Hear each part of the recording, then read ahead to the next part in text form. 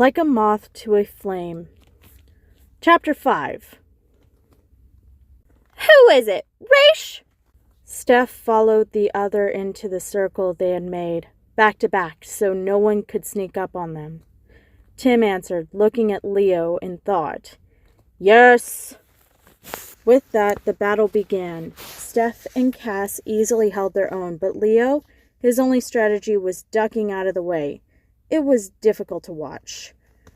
It was entirely different manner for Tim. He plowed through the black-clad fighters like they were simply rough weather. He dug his knees into their ribs, connecting his fists to their noses, and gave them no time to recover. Blood would splatter onto his shoes, and he would barely hesitate. There wasn't a ninja in the world that could take Leo's eyes off him. He looked like a gladiator. The boy was sweating and flexing painfully, but it was all pure vigor and humanity. There was nothing more vulnerable than that, and it was so sweetly tantalizing. In his distraction, a ninja tried to reach him, but the fighter came around and dealt with them. Leo tried to thank him, but his words got interrupted by even more ninjas. Roz really sent all that he could spare.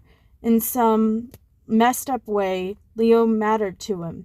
Yet, even with greater numbers, the vigilantes fought with more gravitas than Leo had in his entire life. The group got pushed back and forth, slowly moving between the trees and through swinging punches. Leo spotted Red Glimmer, Tim's bike.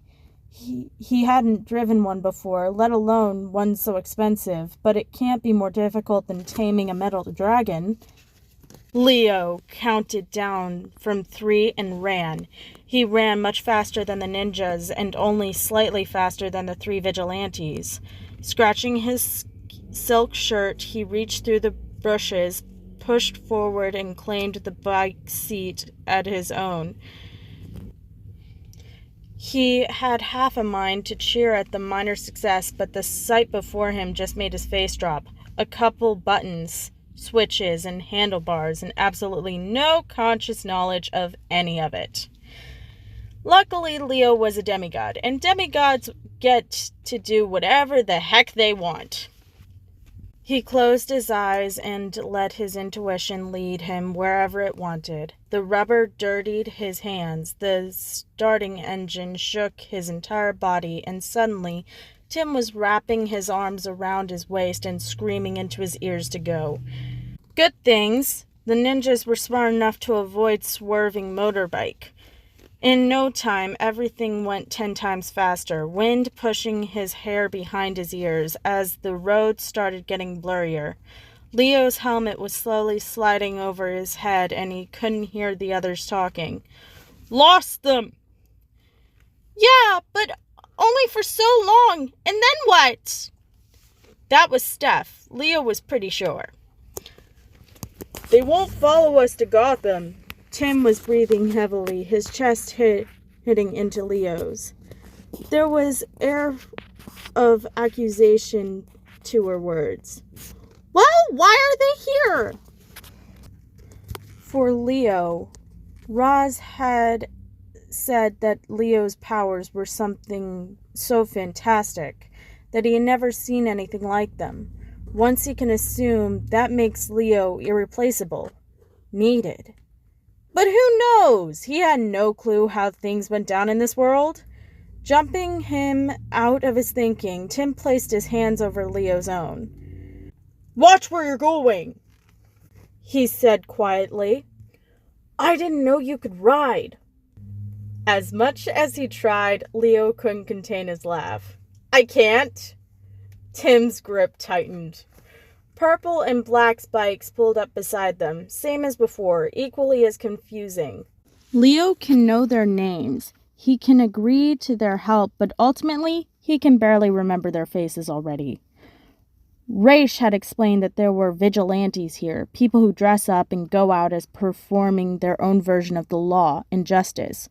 He didn't like it when Leo asked if he was a vigilante.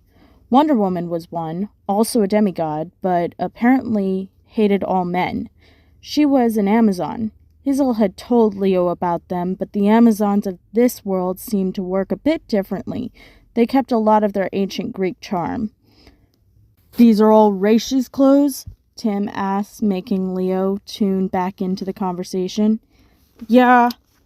"Were they just normal, or was there any unusual-looking jewelry, or accessories, or anything of note there?" "Not that I can think of." Where was Tim going with this? "What about injections, or any medical exam?" "Nothing medical, like checkups or anything, no." Leo had gotten hurt more times than he could count on his fingers, but he wasn't given medical care. He had been made to deal with it by himself. Tim shimmied closer. "Is there any chance he could have put some sort of tracking device on you?" "Oh." "I don't think so. I never had any injuries or scars or..." Leo trailed off. "Are you sure?" There was never silence as they sped along the road. As Leo watched rubber crash into the tarmac, his mind instinctually played the expected sound. Similarly, as wisp of winds hid his line of sight, a whistling blew past his ears. Even if the helmet protected them from any real noise, it was a weird sensation. Getting lost in imaginary sounds spurred on any real-world visions. Listening to Tim was growing increasingly more difficult the longer he stayed sitting in the same position, with the same road flying past him and the same sound pushing against his head. The one thing a driver shouldn't say. He was starting to feel woozy. "Do you think he did?" Leo asked. Tim peered over his shoulders, looking at the exact same view that he was. "We can get into that later. We can't do anything about it now anyways." The three bikes rode smoothly for another 2 hours.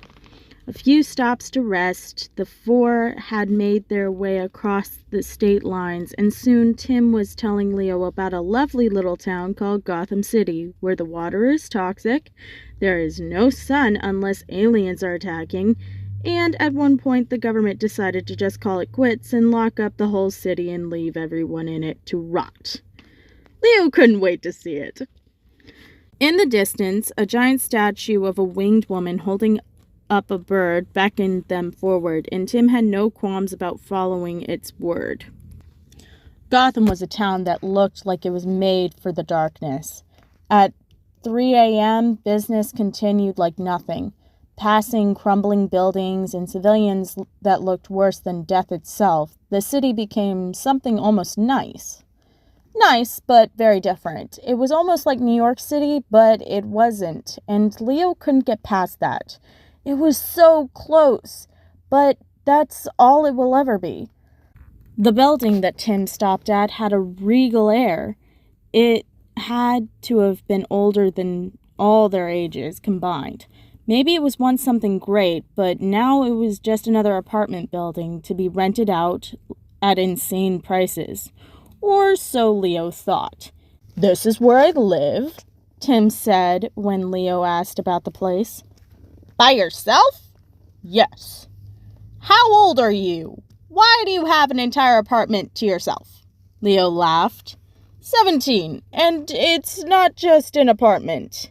Tim smirked and walked on smugly, leaving Leo to look back over the building. "Not just an apartment. Was he trying to say he owned that entire building? A massive building in a main city at 17. Leo looked at the two girls, but they just shrugged it off, lightly. Oh my gods, he wasn't joking. "Come on," Tim called him in. "We need to check you've got no bugs on you." Leo would like to say that he kept his cool, played it nonchalant, but as he saw the inside, fitted with several floors and an aquarium or the fish tank, there was no way that would ever be happening. Maybe everyone in this world just so happened to be crazy rich. "You're gonna love this," Steph elbowed him, smiling. Tim walked up to the fish tank and, looking Leo right in the eyes, stuck his whole arm into the water. He flicked something inside, and suddenly the wall was opening up into a secret passageway. I would say that was cool, but now you gotta walk into the mysterious dark hallway with a soaking wet arm.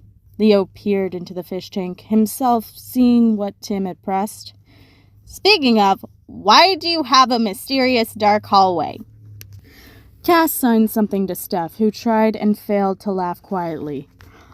Honestly, Steph stared at Tim with mock accusation. I'd say you were trying to leave him out of the loop. Didn't even tell him about Red Robin. Probably didn't even get to tell him about Batman.